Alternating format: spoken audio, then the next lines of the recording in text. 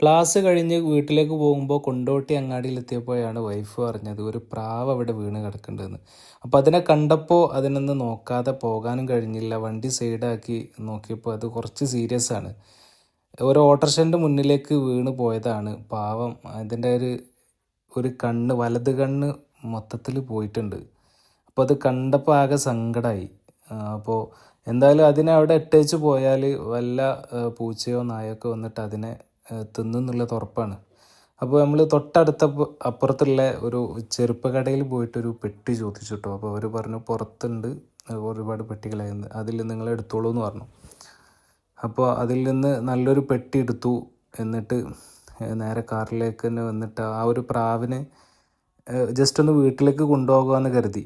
നമ്മുടെ വീട്ടിൽ പ്രാക്കളൊന്നുമില്ല. ഞാനതിനെ പിടിച്ചിട്ട് കണ്ടില്ലേ, കണ്ണിന് നല്ല സീരിയസ് ആയിട്ട് തന്നെ ഇഞ്ചുറി പറ്റിയിട്ടുണ്ട്. അപ്പോൾ അതിന് ജസ്റ്റ് ഒരു ഹോളൊക്കെ ഇട്ട് നമ്മൾ ആ പ്രാവിനെ ഈ ഒരു ബോക്സിലേക്ക് ഇട്ടാണ്. കൊണ്ടോട്ടിയിലാണ് കേട്ടോ അത്. നേരെ അതിനൊരുപാട് വേദനിക്കുന്നുണ്ട്. നേരെ ബോക്സിലേക്ക് ഇട്ടു.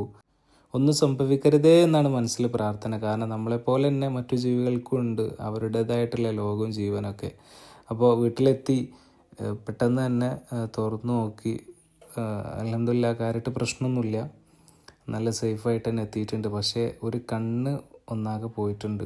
നമ്മൾ വീട്ടിൽ ഒരു പഴയൊരു കൂടുണ്ടായിരുന്നു, അതൊന്ന് റെഡിയാക്കി പേപ്പറൊക്കെ അടിയിൽ വിരിച്ചു. നമ്മുടെ ഇക്കാക്കയുടെ മോനൊക്കെ വന്നു പ്രാവിനെ പിടിച്ചിട്ട് മെല്ലെ.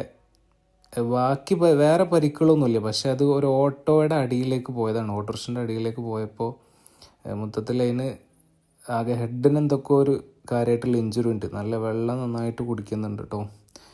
പിന്നെ മഞ്ഞൾ നമ്മൾ ഇതിൻ്റെ പ്രാവിൻ്റെ കടക്കാരോട് ചോദിച്ചിരുന്നു. അപ്പോൾ മഞ്ഞൾ ചെറുതായിട്ടൊന്ന് പുരട്ടി കൊടുക്കാൻ പറഞ്ഞു, അത് തേച്ച് കൊടുത്തു.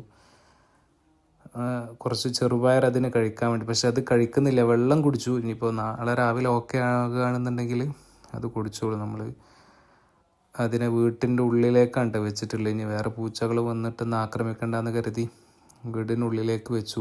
എന്തായാലും സ്വയം പറക്കാൻ കഴിയുന്നത് വരെ നമ്മളെ പരിചരണത്തിൽ നിർത്താമെന്ന് വിചാരിക്കുകയാണ്.